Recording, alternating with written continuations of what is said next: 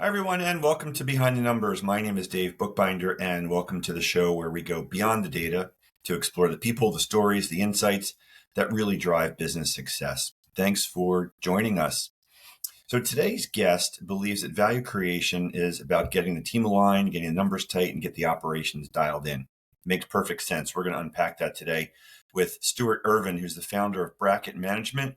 He's also the creator of the Built to Run, the $100 million system, which I'm very eager to talk about. Stewart, welcome to Behind the Numbers. Hey, Dave. Thanks for having me. Pleasure. Why don't you tell the audience a little bit more about you besides what I just shared here at the Open?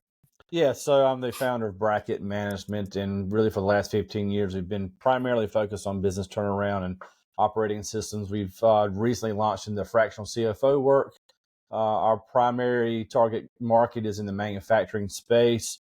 Our goal, our ideal customer, is somewhere between 5 and 20 million, who has potentially hit a ceiling in regards to their growth, or may actually be going backwards, or a little bit out of scope of what the owner is comfortable with, and they're really looking for a partner to come alongside of them. And again, the beauty about the fractional CFO world is that they get corporate high-level experience at a fraction of the cost, right? And so we can walk alongside of the business owners and really help them reach their goals and objectives. And the beauty about Bracket is we have a very heavy lean towards the operations side of the business. And so if we can come in and really make sure that we align the operations with the finance side, and we're more than just a reporting tool. We really can help you dial in those knobs and make sure you maximize the value and hit your goals and objectives as a business owner. Yeah, and that's awesome because we're going to be talking about those types of topics that aren't necessarily just limited to a particular sector. What we're going to talk about today is going to apply for across the board business owners so that they can really derive value from this. Why don't we kick this off by you telling us a little bit about what you look at initially when you first start to work with a new company? What are some of the things that you're looking for, or what jumps out at you? Yeah, so the very first thing we really want to dive into, obviously, is your financials. We really want to know, is the business healthy, or is the business in a little bit of a trouble? And based off of where that's at, our starting point differs, right? So if the company is healthy per se, then we can go right into kind of the operational health of the business. Again, because it's all interlinked, right? So finance, operations, strategy. So what we'll do is we'll dive into, okay, your company is healthy, your financials are clean. We'll start by mapping out some core processes and see, hey, are there any gaps in your core processes that need to be kind of boosted to make sure that everything's kosher, that there's no leaks in regards to any cost improvements that need to be made to make sure our profit improves. Again, all of this stuff is really just to make sure the business is healthy. And as soon as we get to that point, then we really switch the business over into strategy, which we focus on kind of three different areas of pricing strategies, cost improvements, and profitable new business growth. Again, that's all if your business is in a healthy state. If your business is in trouble, then we kind of go into an emergency triage mode and we say, okay, where are we in trouble at? Many times it's kind of focused around the sales arena, where again you get these ebbs and flows of the business owner is an expert at what they do, but not necessarily how to run a business. And we try to work very diligently to get the sales up to somewhat of a normal cadence to make sure they're covering their costs. And so a lot of it goes into educating while you're trying to recover the company. But really that is where we are focused on, is in those two areas. Yeah, and I know you like to work with what you call the growth-minded business owners. Absolutely. And folks out there maybe think, isn't everybody a growth-minded business owner? No. Actually, the first few clients that we took on were they brought us on because they actually wanted to sell their business. And so it was a means to an end for them. So their business was not sexy enough to kind of sell, either through diversification or their metrics of on-time delivery, or a variety of different things were problematic. And it was just a different feel of you're working towards an end. And it was also a lot more difficult to try to really enact change because, again, at that point the owner had made a decision. It's over. I'm gonna go a different way, and so it was just a different environment. And so I found that it was more of a win-win when our values aligned, that we work more with growth-minded individuals and growth-minded companies, because they were many times eager to change and very much more open to a collaborative approach versus the other way around. Yeah, you want to drill a little bit deeper into what you talk about when you talk about the growth mindset of a business owner? Yeah, so it's an individual who wants more than a lifestyle business. Like they have aspirations to. Again, we developed that $100 million system. So you take a company that's operating at 5, 10, 15 million. They've done well, but they're like, in many cases, the guys I'm dealing with, they have never, every dollar they make beyond their current dollars is uncharted territory for them, and they want more, and they recognize, hey, I'm in trouble. I really want more. I just don't know how to get there, and so that's where we come in and partner with them. Again, a huge part of what we do is educating the business owner, and again, so if they're hungry, they want it, then they're open to change, they're opening to learn, and again, there's a much better joint collaboration and partnership than the other way around. Many cases in a lifestyle business, they're making great money. They're like, yeah, I could give or take whether I want to grow. If Typically those individuals also, they really don't want to go through a lot of pain, right? They don't want to go through the pain of change, and so they just say, hey, we're good to go. And so it more or less goes into a reporting type methodology, and really not much in regard to growth. Yeah, and those lifestyle business owners, are they the ones that you could say are kind of managing their business to avoid paying taxes? Because I run into that an awful lot. Yes, Had a conversation with somebody yesterday, contemplating about a sale. As I always say, you may not be for sale, but you can always be bought. And somebody approached him and he's like, oh, now what do I do? Because I've been managing my business to not pay taxes. that's right. 100%. They watch your checking account more than they watch your front end strategy, right? And that's what it all boils down to. And again, I joke about it all the time. I do have some guys that are in a lifestyle business, and there's nothing wrong with that. But again, they're 90% of the time they're looking just to make their life easier. And so I was just having a conversation with a guy the other day, and it's like, I think I'm just going to hire a president to come in and run it for me, so I can just kind of look over his shoulder. I said, that's great and all, but anytime you want to pop in and go buy yourself a new truck, he's going to look at you and say, you're going to jack up my cash flow projection. Or anytime you want to do this, that, and the other, I said, you'll lose more control of your business and your lifestyle by turning it over to a legit president than not. And so it's really does have to make a decision.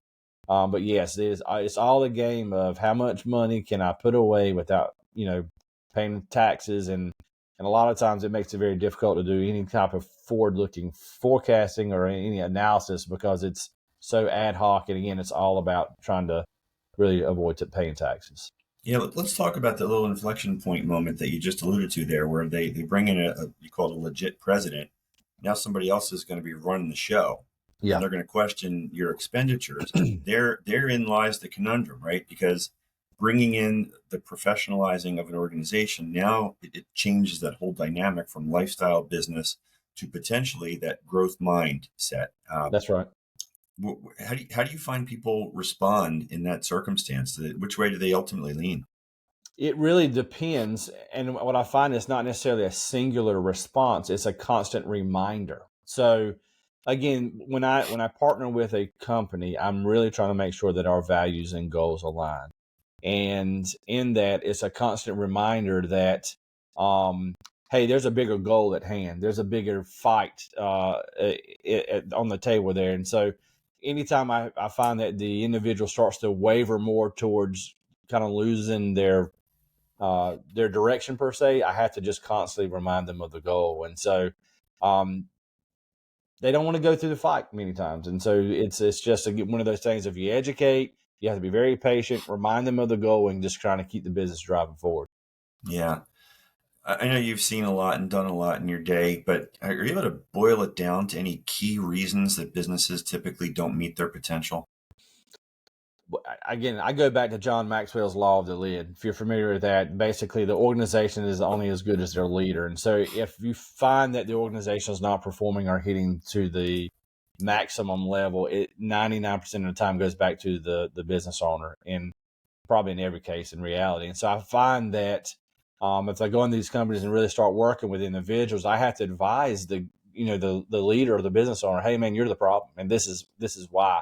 And look, delegate. You're not the only one who can do this stuff, so on and so forth. But in nearly every instance, it's the business is only as good as the leader. And so if the leader of the organization can delegate, bring on a solid team, it's big. And one of the things I'm really dealing with a lot of these guys is once they reach that $10 million threshold, they got to look at the individuals who got them there. And in many cases, they're not the individuals that's going to take them where they want to go. And so to these small businesses that really have a heart, they really have a hard time of looking and saying, man, my talent levels that got me here, I'm definitely seeing a gap in what I've got to do. And how am I going to deal with these individuals? Do I have to, let them go and bring in stronger talent? They're capable of learning. And so they really deal with, again, I've got a bunch of pirates here and I'm trying to build a Navy. What does that look like? And so it's just a lot of struggles, in regards to making that transition.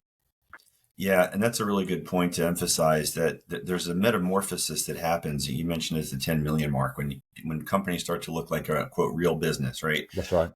It needs to become more professionalized, and the early hires that you have may oftentimes have been friends and family who may not necessarily be best fit for their particular roles. And as you continue to grow, you've really got to professionalize the organization, and that involves a lot of tough decisions. Correct. Yeah, and again, that's part of that vetting out period. We somewhat have that conversation early on, and again, I've done it enough now to start warning.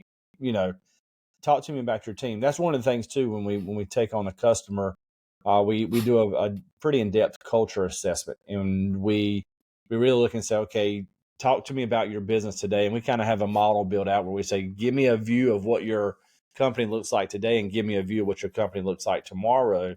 And in many cases, they think they want to make a dramatic jump from, let's call it a mom and pop tribe like business, to a very corporate mindset. And so we spend a lot of time on the front end explaining, look, this is what it looks like it's going to go from here to there. Now, are these individuals, are they keyed up and ready to do that? One of the other aspects we do is we do personality tests on the key managers. Okay, what does the personality profiles of your manager team look like? We want to really understand the complete dynamic. And through all of that, we can start really to formulate the path forward. And in many cases, some of their key players have to go. And in certain cases, their key players have a tendency to try to, they'll grow as the company grows. But I basically tell the business owners, your growth really depends on the rate of growth of those individuals that you surround yourself with. If the company is not going to grow beyond the skills and abilities of the individuals that are performing these tasks, and it's just something we have to deal with. And so it's one of those things. If we start missing projections, or things go south here or there, we have things in place where we can really kind of point to, hey, this is your problem. That's that individual. And I have found that in time, the business owners will come around and say, you know what, I think I've got a problem here. I need to make a decision. So the difference is, in the corporate setting, that comes very quickly, and typically moves are made much faster. In a smaller business, it could take up to a year to 18 months. In many cases, they know within 6 or 8 months they got a problem. They just can't get their head and heart aligned to make the call for another year. So it's just a patience game at that point. Yeah, so much I want to just reiterate and emphasize here, because folks who know me and know the program know that I talk about people being an organization's most valuable asset, and connecting the dots between leadership and culture and employee engagement, and ultimately business value. And you touched on so many things that are important to emphasize. One, if there's a problem, it's usually the leader. So they've got to internalize and look in the mirror and be self-reflective and aware of that. But having the right people in the right seat is also critical. And that's your key to building that great culture that's going to drive business value. Absolutely. So with that as sort of a natural segue, which I didn't intend, but that was kind of cool. Let's talk about creating value in a company. And let's talk about your $100 million system.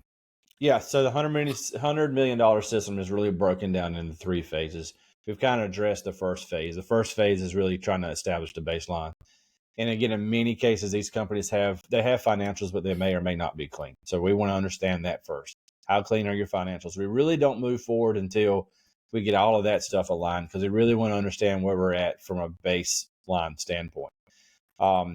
Second thing we really focus on, again, we do the baseline in regards to operational performance. What metrics do we have in place, KPIs, so on and so forth.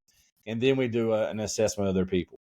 We move right from there into a core process review. And again, so we have some Lean Six Sigma methodologies that we utilize, and we map out their core processes. And 90% of the time when we run through that core process, there's problems that jump right out. They say, okay, these are profit leaks, these are cost issues, These are issues in regards to roles and responsibilities, and we'll segregate a portion of those out to start doing some improvements on in phase 2. But really, phase 1 is primarily focused on baseline.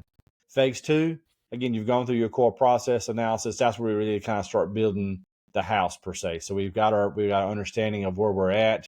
We got an understanding of what leaks we have rather than the core process analysis. We get into budgeting, annual planning. We developed roles and responsibilities, job descriptions, people planning per se for all individuals, pay. We really make sure that people understand how they contribute to the bottom line, so on and so forth. And it's all about setting the foundation for growth. In that same time frame, we're doing SWOT analysis to understand that our companies understand what they do and what their key market drivers are. And again, all towards setting up for phase 3, which is strategy. And the number one, or there's 3 ways really to drive value within a business, and that is through pricing strategies, profitable new business, and cost control. Those are the 3 knobs you turn to add profit to your company. So again, you understand where you're at. You build your baseline through all the other things we just discussed, and then you set forth with strategy, and you just drive your business upwards from there. Yeah, I want to talk to you about clean financials, which is where you started at. And it sounds like it's so fundamental, but share a quick story with you in the audience here. I recently met with a business owner who got an offer to purchase the business, and the prospective buyer asked for some recent financial statements, and business owner had to take out what looked like a notepad that was marked up with a Sharpie. And because there were no clean financials, the business has been running for probably 10, 15 years, doing well, supposedly. But the only way it's being tracked is on these manual systems. It was almost like Post-it notes. It was really a sad state. And without those clean financials, a buyer or investor can't get comfortable with the business to really determine the value. And it's just going to create more risk and impact your business value. 100%. Yeah. So again, if I had $1 for every time we sit down, so we call it a financial statement walk, and we literally go line by line, and we'll get a line 1, and it's, well, we do this, well, that's that, well, this. And so we try to, again, they create their financial reports a lot of times for their own use, and we try to again bring it to the GAAP perspective and try to take out all those nuances. And, well, we do this because and there's just so much, again, and it really varies in regards to this. Typically the smaller company has a lot of personal stuff involved. A lot of times the larger company is just not up to date because the business has outpaced their ability. And so it really is a variety of things. But yes, it is quite surprising. Again, you can kind of look at this company and go, man, they look pretty good. And then you get involved in their financials and go, man, this is a train wreck. How in the heck do you even do it? How do you even know how you're performing, how you're doing what you're doing? So it's impressive. Yeah, let's talk about the KPIs, the key performance indicators. What are the ones that you tell business owners are most important to focus on? Yeah, so again, our world is primarily in manufacturing, but some of this stuff really translates across all. Obviously, we want to set a plan, right? We want to set a 12-month plan that is frozen. We're always working towards that. So one of the biggest metrics that we track is, what is your sales to plan? We do monthly forecasting, obviously, because you've got some actuals and you're always tweaking. So one of the numbers, other metrics we look at is revenue to forecast. And so that's where it all starts. Are you hitting plan? Are you hitting forecast? So on and so forth. The next one we obviously look at is gross margin as a percentage of sales. That's going to tell you how you're operating from an operations standpoint. Are you controlling your labor? Are you controlling your material costs? What does that look like? All of this, again, is always bounced back to plan. Many times we do look at year over year, just kind of see where we're at. And then your SG&A as percentage of sales is something we track. Obviously, again, that's what that's your overhead cost. It should remain relatively flat unless something has happened. But it's, again, if you've planned it and you're hitting your SG&A as a percentage of sales to plan, then everything's good. Then obviously net profit. If you really kind of tailor it to manufacturing side, we look at bookings. Again, are you getting your bookings in needed to make sure you're executing your forecast and your plan? Obviously, if you have a 3-month cycle, then you back your sales targets up, and you can start anticipating, hey, in 3 months now, if I miss my bookings, I know that I'm going to be short on revenue. And you can start making decisions in regards to how you're going to cut back on costs, so on and so forth. We look at on-time delivery, on-time to quality. Again, if you have a happy customer, it's easier to take your price up. It's easier to get new business. Again, all of that's trying to solidify and make sure that your revenue pipeline comes in and everything's good. So those are the top ones. Again, we do a monthly report. We can break it down to a variety of things, but those are the kind of the key drivers that are the most important for us to make sure, again, that the business is really trending toward a healthy path. Nice. Well, one of the things that I ask for in my valuation diligence request list is a forecast. And what does the next couple of years look like? And you probably wouldn't be surprised to know that so many business owners don't do forecasting. Maybe they've got, to your point, a budget for the end of this year. But that's about it. Do you want to explain and maybe demystify why it's so important to have a forecast? Yeah, so I find so why is it important to have a forecast? One, you've got to have some. A lot of times people develop an annual budget, like you said. I'm going to develop an annual budget. In many cases, right out of the box, they go into the ditch, right? And they say, "Well, I've missed a plan. There's nothing I can do." And then they don't even follow that plan. They don't even shoot towards that. The beauty about a forecast is, as you're trending throughout the year, you're looking at what did I actually do, and where am I trying to head, and what actions do I need to take to make sure that happens? Because the budget is set typically 12, 13, 14 months in advance. It's frozen and things change. The beauty about a forecast is you can capture what actually has happened, and you can modify your actions based off what has changed. And everything is always meant towards trying to make sure you hit your plan. I find that a lot of people get hung up on the details of a forecast. And I try to tell everyone, you're going to screw the first few of them up, but you're going to learn every time you do a forecast, and you can tweak it and you can change it. And I said, you don't have to make it insanely difficult. And so really, if once I find that we can do a couple of forecasts, then there's a comfort level there, and then they pretty much embrace it, and then they start living by the forecast. Where are we at with forecasts? And so it's just, again, it's one of those learning curves. But a lot of times it's just they get analysis paralysis. They freak out because they're not making it, and then they just put it to the side because it's an emotional roller coaster for them. Yeah, exactly. And you said something about they can modify their actions to adapt to the forecast. And that's so critical because the forecast really is a living document and it's Absolutely. your guidepost, but you need to adjust it on the fly. And you said it right. You're going to screw up a bunch of them. Yeah. But the more you do, the more familiar you get with the drivers, which is a great learning process. And the better you're going to get at the forecast. And honestly, when you have a potential buyer looking at your business and you're able to say, here's what we've done historically. And oh, by the way, here's what our forecast looked like. And here's how close we've come to our forecast or exceeded our forecast. That's going to give them more comfort, which is also going to translate into better business value. Absolutely. Absolutely. Let's talk about the various stakeholders that are associated with businesses and how do you get them aligned? Yeah. So a lot of it, the alignment comes through the forecast process. And so again, we go back to the education piece. So we'll go all the way back to the very beginning. When we do the roles and responsibilities, so when we do our core processing map, we do the swim lane process. And so we define the role there and we say, okay, this is how you're going to contribute to the bigger picture. And there's an ownership to what you do. And they start formulating that. So then we develop a job descriptions. Okay, this is your job now. This is what you get paid for, so on and so forth. Educate. Because in many cases, they've never seen anything like it. So everything starts to build upon itself. Then we get into our monthly business reviews and then our forecasting. We say, okay, now is your turn to own it, sales. What do you anticipate coming in? Perfect. Okay, then we turn to the operations group. Can you execute that? There's ownership there. You can or cannot. So that's how your sales and ops align. We get to the end of the month. If the sales didn't come in the way the sales guy saw that was going to be, we'd look and say, hey, can you explain what happened? If the operations falls short, we look at those guys and say, hey, what happened? And so then the monthly business reviews and the forecasting is pretty much how you get alignment on that. Those individuals also have a stake in regards to what goes into the annual plan. And so it's really just trying to get everybody in the room everyone understanding what their responsibility is and owning it, right? No finger pointing, and make it happen.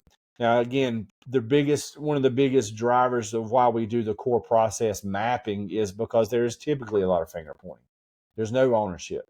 So once we define the swim lanes in the core process and the description, that the finger pointing goes away and there's very clear responsibilities and ownership, and it really helps to communication methods a lot. Yeah, and again, great stuff here, Stewart. I want to emphasize that these things don't happen in a vacuum. You don't just build the forecast on your desk and just do it alone. You've got to have those other constituents involved, because you can set a great audacious sales goal, but like you said, if ops isn't going to be able to execute on it, you're barking up the wrong tree. That's 100% correct. And that's what happens a lot. Again, it's like you hear a lot of times the sales, well, I brought the sales in, I've got the bookings. Yeah, but it does no good to overbook your facility. It does no good to overbook something that you can't execute. That's just going to tick people off and really harm you in the long run. So again, it's that ebb and flow of, break gas, and trying to create that balance, all in an effort to have a healthy company. Yeah, well said. Brake and gas. That's the balance. That's right. Stuart, we're getting close to the end of the program here, and I want to make sure you get a final word. A lot of times business owners and listeners to this program in general love to hear tips, tricks, advice, things to do more of, do less of. What do you have for us? Yeah, so we've kind of jumped all over it, but again, creating that plan that you always have something to shoot towards. Again, many small businesses only look at the results. They're only watching their checkbook. They're only looking at what happened last month, and they really do not drive their business forward. I have found in my background the companies that are the most disciplined and drive their business with intention in everything they do are the ones that perform and succeed. If you're going to do that, if you're going to want to say, hey, I want to drive my business forward, you have to have a plan, and you've got to have something to drive your business forward. So setting that 12-month plan, however you have to set it, it does not have to be insanely detailed, but at least have some target. It's a must. And you really need to get into the forecasting and understand that. Understand what's going on with your business. Make sure nothing's overdriving. All of that really is an effort to make sure you have enough cash. If you run out of cash, you're in trouble. So again, those two things of plan and forecast are imperative. Don't get wrapped up in the gory details. Just try it and start working that muscle. You're going to learn every month as you keep doing it, and it's imperative, and you'll be surprised at what you can do with your business if you do that. Yeah, amen on all of that. Take that step. Stewart, tell the audience where they can find you, how they can connect with you, learn more if they want to work with you. Yeah, so primarily active on LinkedIn, mostly. I'm on all the socials, but LinkedIn's where you can find me the most. You can check out my website at Bracket MGMT, Bracket Management for short. Again, you have contact information on the site, and we'll be in touch with you at that point. That's awesome. Thank you so much for spending time with us today and sharing all your wisdom with us. Thank you, sir. Glad to be here. It was a pleasure. And thank you out there for tuning in to Behind the Numbers. If you enjoyed the episode, please do take a moment, leave us a review on Apple or Spotify. That really does make a big difference in terms of how people can find the program. And don't forget to crush that subscribe button so that you never miss another episode. Until next time, I am Dave Bookbinder, reminding you that the numbers tell the story, but the people bring it to life. Take care, everybody.